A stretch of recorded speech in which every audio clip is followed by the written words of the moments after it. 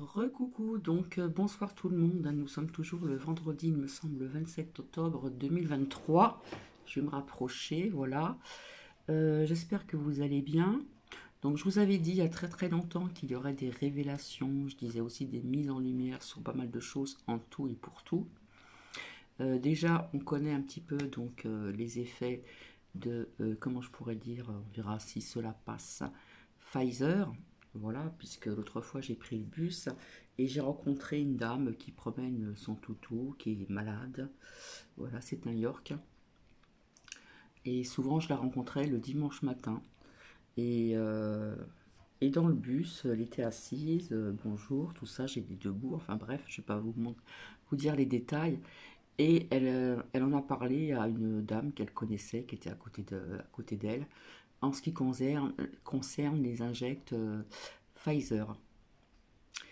Donc elle a dit certaines choses et puis on a de plus en plus de révélations au niveau de... je ne vais pas en dire plus. Déjà, euh, rappelez-vous aussi, je vous avais parlé il y a très longtemps de la, on va dire ça comme ça, P, Dro, cri, plus loin, mi, plus loin, na, plus loin, li, t. Eh bien, là, je vais vous faire écouter donc Église catholique d'Espagne. Donc, je vous souhaite une bonne écoute.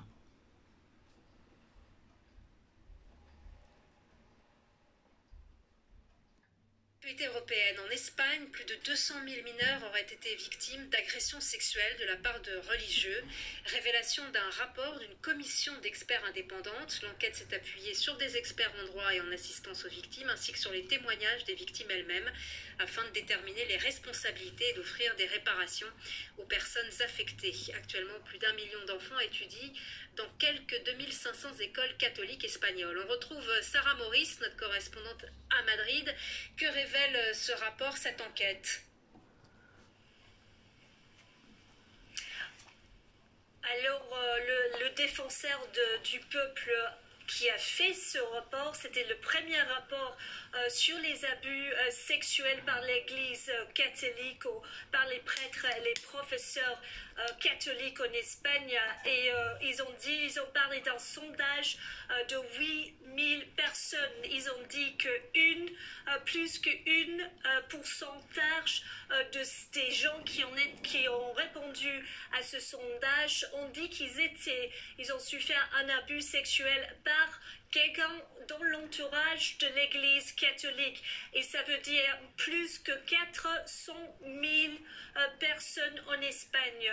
Ils ont parlé aussi directement par les prêtres et par quelqu'un qui travaille pour l'Église catholique. Et ça, ce chiffre donnerait 200 000 personnes. Ils ont dit qu'ils ont aussi écouté des centaines des victimes qui ont eu un abus sexuel par l'Église catholique, soit dans les écoles qui avaient des professeurs catholiques, soit dans les églises. Et ils ont dit que très peu de ces victimes étaient écoutées avant, et dans la plupart des cas, la réponse de l'Église catholique espagnole, c'était simplement de changer l'Église, même changer le pays où ces personnes travaillaient. Les abuseurs étaient protégés par l'Église catholique. Et le défenseur du peuple, il dit que maintenant c'est le moment d'offrir les réparations aux victimes. C'est le moment pour le gouvernement à créer un fonds pour donner des réparations pour les victimes. Rapidement, quelles peuvent être les conséquences au sein du clergé de l'Église espagnole et au sein des fidèles? On sait que la conférence épiscopale espagnole va avoir une réunion le 30 octobre. Il doit réagir à ce rapport. Il doit aussi réagir à un rapport que eux-mêmes ils ont demandé des avocats. Alors, la pression sur l'Église catholique espagnole est réagir pour offrir les réparations aux victimes. Merci beaucoup Sarah Maurice, en direct de Madrid. Voilà, vous avez bien écouté, vous avez bien ouvert vos oreilles, c'est dit gentiment. Euh, j'ai envie de dire bravo, bravo, bravo. Voilà ce qui se passe au sein des églises catholiques.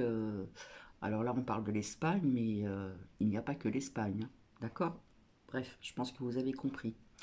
Donc ça fait partie de révélations, de mise en lumière sur pas mal de choses, hein, et ça j'en ai parlé aussi, hein, cela existe, hein.